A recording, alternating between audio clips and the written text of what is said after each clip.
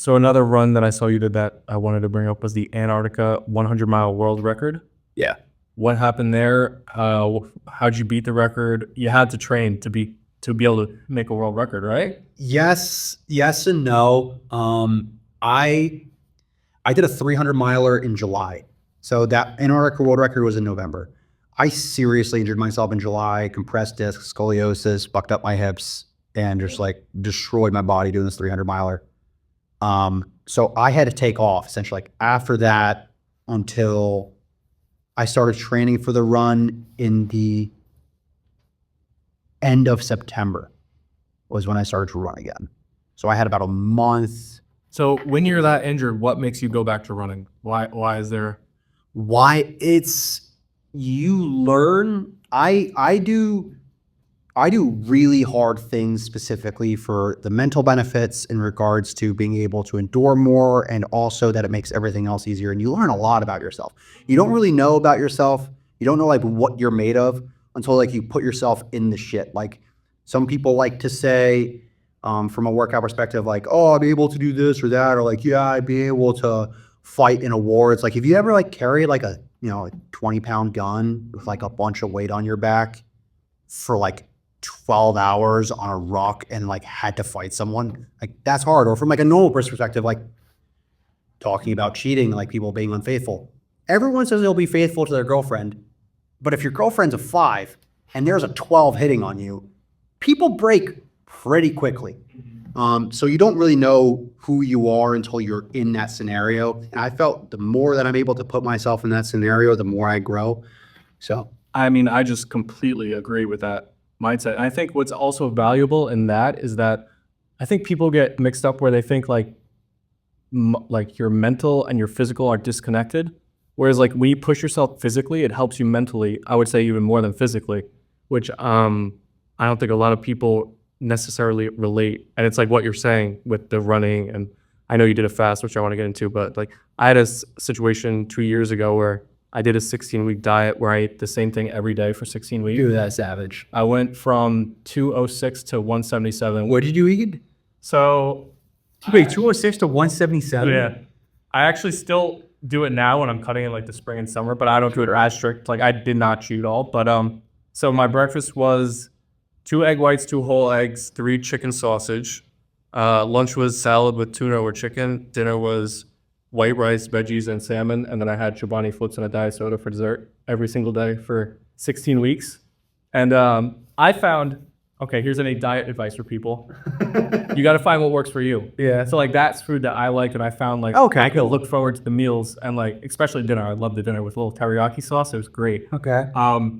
But yeah, that was something I did, and the goal was, I mean, the physical goal is there, but the mental strength you get from being like, I set a goal and I'm going to achieve it, and it's a 16-week thing that you have to really stay up on top of. That's a long, like people don't understand how long 16 weeks is Yeah. until you start it. A third of the year. Yeah, dude. Yeah. So, like everything you're saying in that sense of like pushing yourself physically, I totally get. But I don't want to get away from this 100-mile world record because I want to hear that story. So, how did that actually go? So that was a little bit of a shit show trying to get ready for it. The run was on November 7th, and I helped somebody run across Texas starting October 1st. So my runs were pretty broken up in regards to the build up and lead up to this. I got about 3 weeks during that Texas run of like foundation work. So I was just on and off running about 5 to 10 miles a day. Got up to about a 70-mile week by the end of that 4 week period. And then just like 2 hard weeks, like just on road. It's supposed to be a flat run before that. So I had about a 5.5 week training block. My ankle I started having stress fracturing it halfway through. It's like pretty much every first 3 miles in my run. Well, it's like I was injured and I was like, I'm not good. Like if it was a normal race, I wouldn't have ran it because I was already destroyed.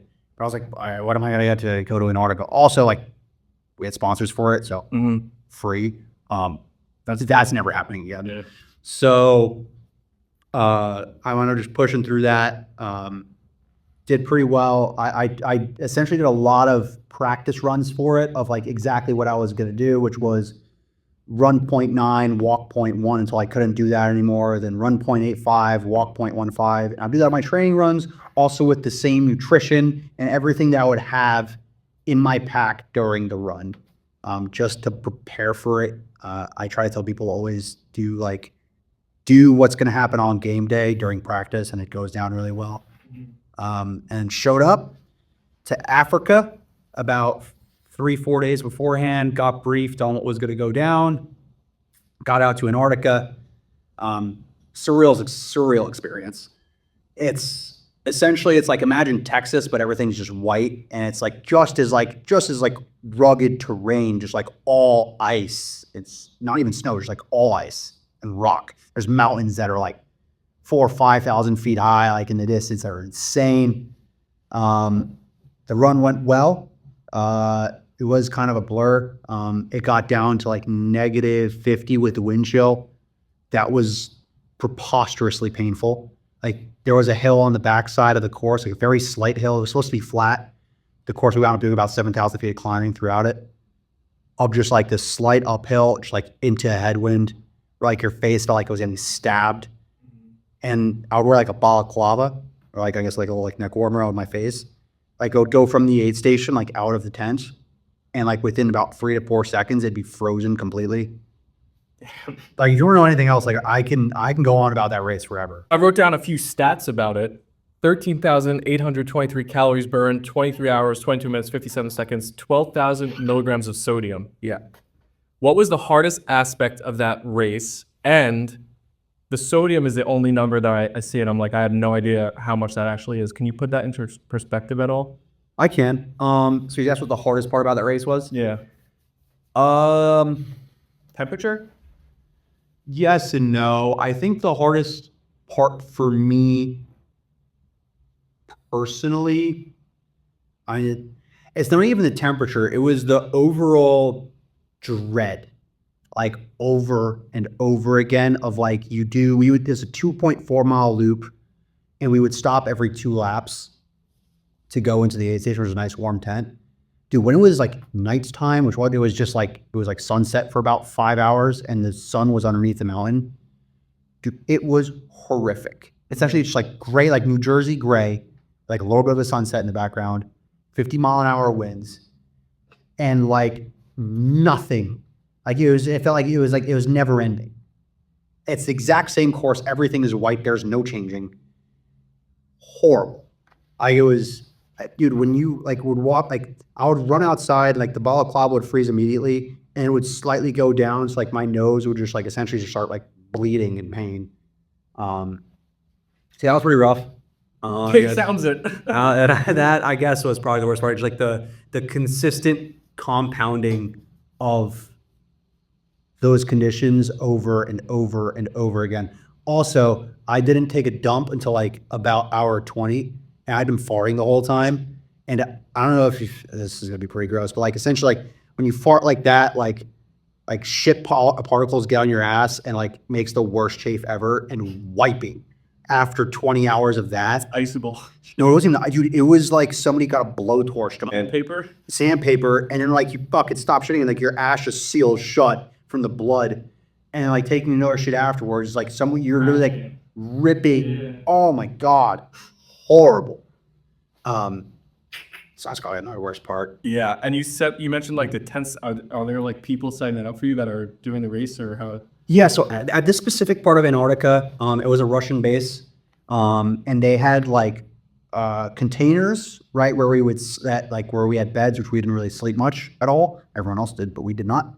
And there was like a big communal tent where they would cook food, and they had like a bunch of tables set up. It's about, I don't know, 40 by 80 tent. Pretty sweet. They just had like those like little like heat tubes that like kind of shoot out like flames to keep you warm. But yeah, I was able to stay there. We would go there for about 5 minutes every 2 laps. Towards the end, it got a little bit longer. We kind of realized that we were just gonna hit 100 miles before the record. Like, we weren't gonna try crush it. We were struggling pretty hard. My friend that I was running with, Paul, was having sleep deprivation issues, so I had to run with him, which threw my running plan out the window. So then I started running slower. but like consistently slower, and none of the stops, which completely screwed me. Long story, but yeah, we kind of kept a consistent pace at the aid stations. And then in regards to nutrition and salt, you know what liquid IV is? So like, I wouldn't suggest using that product, but they're about 500 milligrams per like little portable pack or per scoop. I don't know how they serve theirs. So it's like having 24 of those. If I were to try to put it in like a food context, it's like drinking, I don't know, half of a soy sauce, probably a little bit more than half of a soy sauce. Why is the sodium so important?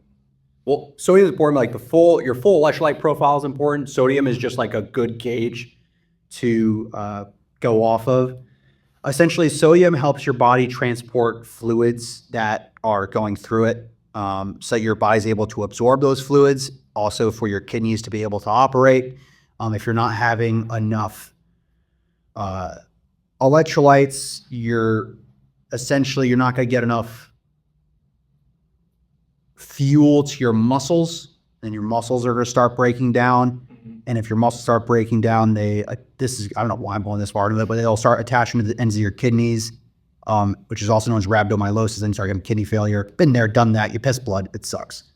You talk about this stuff so casual. But essentially, you have a full electrolyte profile, so there's 7 different electrolytes. I'm not going to go into that, but usually you just base it off of sodium, and most electrolyte supplements have that full profile, and then you make sure that you're covering all your bases so you don't go into kidney failure and your muscles continue to work.